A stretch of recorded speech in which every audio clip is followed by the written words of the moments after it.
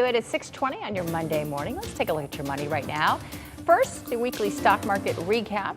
The S&P 500, as you can see, up from, was it Friday? Friday. The NASDAQ up also, and the Dow Jones Industrial Average also up 1.8%. According to the National Retail Federation, an estimated 166 million people are expected to shop this past weekend. The 5-day shopping weekend started on Thursday. It actually ends today with Cyber Monday once this all wraps up. More than 69% of all holiday shoppers plan to shop over this past weekend. Joining us now is Mark Gravicheski. He is from the Quad Cities Investment Group. Good to have you. Good morning to you.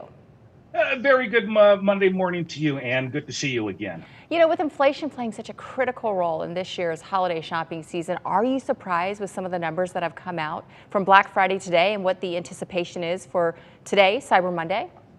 Admittedly, Ann, I'm one of those last-minute shoppers you hear about that often you see scrambling around literally just hours before Christmas Eve.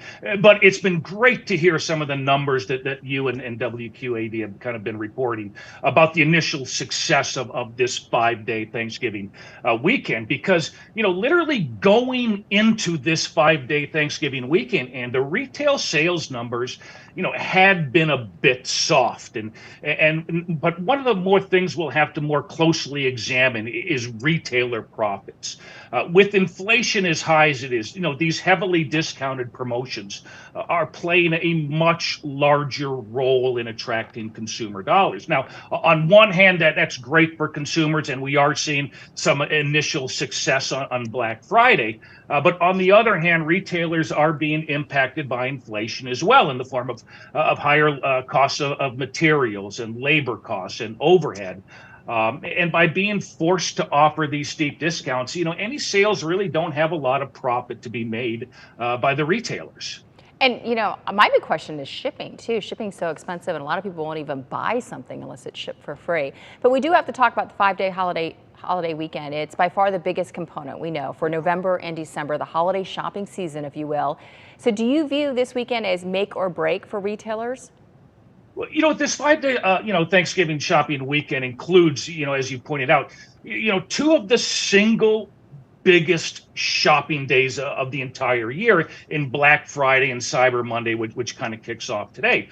But even if we do see some type of initial success, and it looks like we are going to, what we need to see is to have that strength and then carry over into December. Because look, I remember back in 2008 or 2018, we had this initial surge in retail sales during this 5-day Thanksgiving shopping weekend. Unfortunately, holiday sales then quickly fell off a cliff. And this conveyed that consumers are willing to spend money, but only on those heavily discounted items. And for retailers, again, there's just not a lot of profits to be made when the bulk of your sales come from heavily discounted goods and services. So hopefully any success from this 5-day shopping weekend continues throughout the rest of December. When you mentioned 2008, I think of that's the last time. Yeah, I will not say the R word, but that's the big one, the big drop that we all saw. 2018, not 2008. You're right. Okay. There probably not a lot of shoppers in 2008.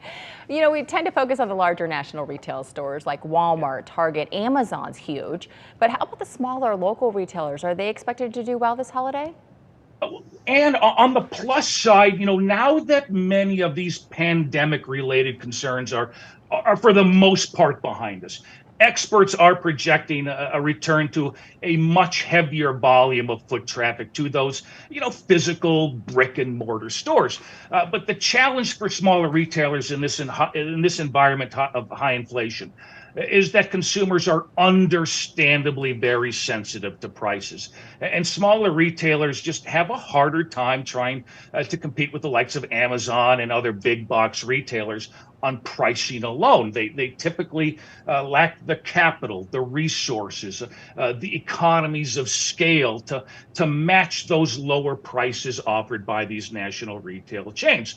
But if at all possible, and try to be a supporter of your local community retailers. They really do help form the backbone of the community. Yeah, I love to call them the mom and pop shops, but not even just that. We were at North Park Mall over my son and I this weekend, and it was just so slow, and we were so like, come on, come shopping, come shopping. It's nice to see, you know, if people can visit our brick and mortar stores, if you will.